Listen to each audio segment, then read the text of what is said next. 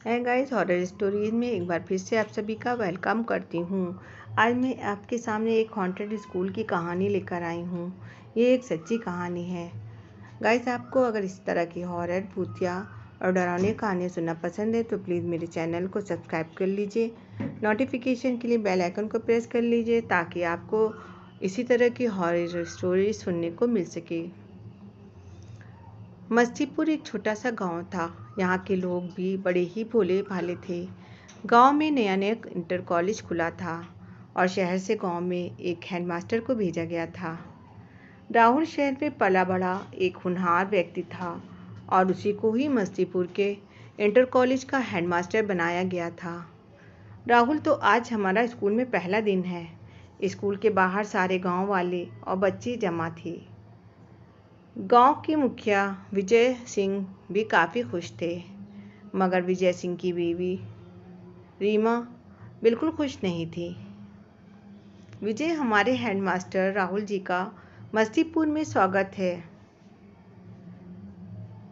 राहुल, अब हमारे मस्तीपुर के बच्चे भी यहाँ से पढ़कर आगे बढ़िया कॉलेज में एडमिशन लेंगे, इसकी मैं आपको सबको गारंटी देता हूँ। रीमा ने फुसफुसाते हुए विजय से कहा।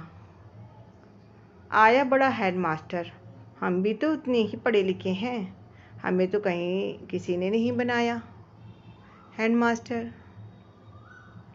राहुल स्कूल के अंदर जाने ही वाला था कि अचानक ही स्कूल की बिल्डिंग गिर गई। सब लोग डर गए। राहुल, ये कैसे हुआ? विजय, पता नहीं कैसे, हम तो बहुत अच्छी सीमेंट लगवाए थे, फिर कैसे हुआ? बिरजू, पता नहीं भैया, ये तो समझ के बाहर है। तभी पास की एक बुढ़िया हस्ती भी गुजर रही थी।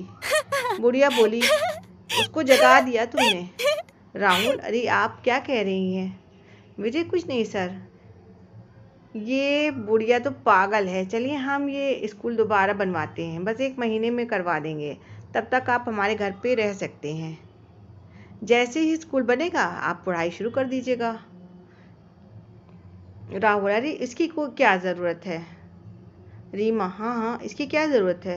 विजय, तुम चुप रहो, आज से राहुल साहब हमारे घर पे रहेंगे। स्कूल दोबारा बनना शुरू हो गया। सब लोग बड़ी मेहनत में लग गए और उसके बाद राहुल विजय के घर रहने लगा था। दूसरी ही रात थी उसके गांव में। वो नीचे वाले कमरे में सो रहा था। तभी अचानक ज़ोर से चीखने की आवाज़ आई। वो उठ गया और घर के बाहर आकर खड़ा हो गया, मगर वहाँ कोई दिखाई नहीं दिया। दूसरी तरफ बिरजू भी अपने घर में आराम से सो रहा था। अचानक से बिरजू की चारपाई हवा में उड़ने लगी। बिरजू, ये क्या हो रहा है? नीचे उतारो। तभी उसकी चारपाई खूब ज़ोर से ज़मीन पर गिरती है। चारपाई टूट जाती है। बिरजू को काफ़ी चोटें आती हैं। वो बेहद डर जाता है। बिरजू, सामने आओ, ये कैसा मजाक है? तभी अचानक एक खतरनाक चुड़ैल जिसकी नाक कटी थी उसके सामने आकर खड़ी हो गई और वो थर थर थर थर थर थर काँपने लगा था। चुड़ैल ने उसकी गर्दन पकड़कर ऊपर हवा में उठाया। बिरजू ने उसके करीब देर से चिल्ला उठा, बिरजा बिरजू, तुम इतने में चुड़ैल ने अपने तेज नाखूनों से बिरजू की गर्दन पर वार किया और उसकी गर्दन को उसके धड़ से अलग कर दिया। चारों तरफ खून ही खून हो गया। गांव के लोग सुबह उठकर खेत की तरफ जा रहे थे। रास्ते में वो जगह पड़ती थी जहां स्कूल बन रहा था। 2 गांव वाले सुनील और श्याम जैसे ही उसके सामने से गुजरे और उन्होंने देखा कि बिरजू का सर स्कूल के गेट पर टंगा हुआ था। उसके सर से अभी भी खून बह रहा था। कटा हुआ सर देखते ही सुनील और श्याम डर से सारे जमा हो गए और वहाँ से सीधे मुखिया जी के घर पहुँचे। सुनील, मुखिया जी, मुखिया जी। विजय, हाँ सुनील, क्या हुआ? इतने डरे हुए क्यों हो? सुनील, बिरजू का कटा हुआ सर स्कूल के बाहर टंगा हुआ है। ये खबर गांव में आग की तरह फैल गई। सभी लोग स्कूल के सामने जमा हो गए थे। विजय, ये किसी इंसान ने तो नहीं किया? ये किसी इंसान का काम तो नहीं लगता। श्याम, ये भूत का काम है मुखिया जी। तभी वो बुढ़िया भी वहाँ से गुजरती है। बुढ़िया हंसते हुए, अब किसकी बारी है? राहुल को नींद आ रही थी। वो बस इसी उधेड़-बुन में था कि स्कूल बने और वो पढ़ाना शुरू करे। उसकी ये समझ नहीं आ रहा था कि आखिरकार ये कौन कर रहा है। राहुल पक्का कोई गांव का आदमी है जो नहीं चाहता कि स्कूल बने। तभी अचानक से आज फिर से आवाज़ हुई। वो दौड़कर घर से बाहर निकलता है। उसको एक परछाई दिखती है जिसने साड़ी पहनी हुई थी। वो भाग रही थी। राहुल कौन है वहाँ? मैं पूछता हूँ कौन है? राहुल भी उसके पीछे भागने लगता है, लेकिन परछाई उससे बहुत तेज भाग रही थी। मगर तभी एक और चीखने की आवाज़ आती है। इस बार वो मुखिया के घर से आती है। तभी अचानक परछाई ने भी भागना बंद कर दिया। राहुल परछाई को देखता है। परछाई पीछे मुड़ती है। राहुल देखता है कि ये तो रीमा है, लेकिन वो भाग क्यों रही है और कहाँ जा रही थी? लेकिन इन सब सवालों से ज़्यादा ज़रूरी राहुल को लगता है कि वो वापस घर की तरफ जाकर देखे क्या हो रहा है। वो वापस घर पहुंच जाता है। घर पर लोगों की भीड़ लगी हुई थी। वो देखता है कि विजय मरा पड़ा है और उसका सिर खून से सना धड़ वहाँ पड़ा हुआ था, मगर उसका सर वहाँ ना था। तभी सुनील भागता हुआ आता है। सुनील, मास्टर जी, मुखिया जी का कटा हुआ सर स्कूल पर टंगा हुआ है। राहुल, तुमने किसी को आते जाते हुए देखा? सुनील, नहीं मास्टर जी। इतने में रीमा भी वहाँ आ जाती है। रीमा, ये क्या हुआ? किसने किया ये सब?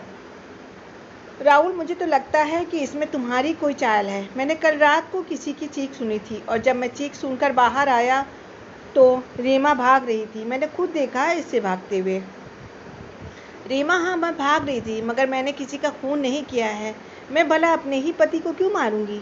सुनील, तो फिर तुम क्यों भाग रही थी? रीमा, क्योंकि मैं राहुल जी को डरा कर गाँव से बाहर निकालना चाहती थी। मुझे बनना था इस स्कूल की हेडमास्टर।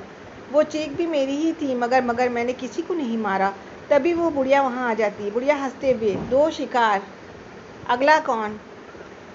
राहुल, ये क्या कह रही हो अम्मा? तुम? कैसा शिकार? रीमा, 1 मिनट, मुझे लगता है इन दोनों हत्याओं में स्कूल में पक्का कुछ ना कुछ इसका लेना देना है। बिरजू स्कूल बनवाने में सबसे आगे खड़ा था, अब वो नहीं रहा। मेरे पति ने राहुल जी को शहर से यहाँ बुलाया तो अब नहीं रहे। मतलब जो कोई भी है उसका अगला शिकार ज़रूर राहुल जी ही हैं। राहुल? मैं? रीमा, हाँ, और हम सब गांव वालों ने मिलकर आपको बचाना होगा। आप हमारे बच्चों के लिए इतना कुछ करते हैं और मुझे अपने पति की मौत का बदला भी तो लेना है। सुनील, मगर कैसे? रीमा, कल रात हम सब सोने का नाटक करेंगे और देखेंगे कि वो कौन है जो राहुल जी को मारने आता है। राहुल जी, आप जैसे ही उसे देखें घंटी बजा देना। रीमा ने राहुल को एक घंटी दे दी। अगली रात जल्दी ही आ गई। सबको इस रात का बेसब्री से इंतज़ार था और चुड़ैल को भी। आधी रात को राहुल की चारपाई हवा में अचानक उड़ना शुरू हुई। चुड़ैल जोर जोर से हंसते हुए उसके सामने आ खड़ी हुई थी। चुड़ैल हंसते हुए, आखिरी शिकार, इससे पहले कि चुड़ैल कुछ करती। राहुल ने 2 घंटी बजा दी। गांव के सब लोग तुरंत इकट्ठा हो गए। चुड़ैल को घेर लिया गया। इतनी भयानक चुड़ैल, नाक कटी हुई, भयंकर नाखून, आंखों में गुस्सा। रीमा, तुम? पद्मश्री, हाँ मैं। रीमा, मगर तुम तो? पद्मश्री, हाँ मैं मर चुकी हूँ। तुम लोगों ने मेरे बच्चों को स्कूल में इसलिए नहीं पढ़ने दिया क्योंकि हम नीची जाति के थे, और जब उसने तुम्हारे बच्चों का ख़ानदानी सामान छू लिया तो तुम लोगों ने सबके सामने मेरी नाक काट दी और हमारे घर में रात में आग लगा दी। अब स्कूल बनाने चले हो गांव में अपने बच्चों के लिए? ये मैं कभी होने नहीं दूंगी। मैं अच्छा हुआ सारे गांव वाले आ गए थे। मैं एक एक करके सबको मारना चाह रही थी।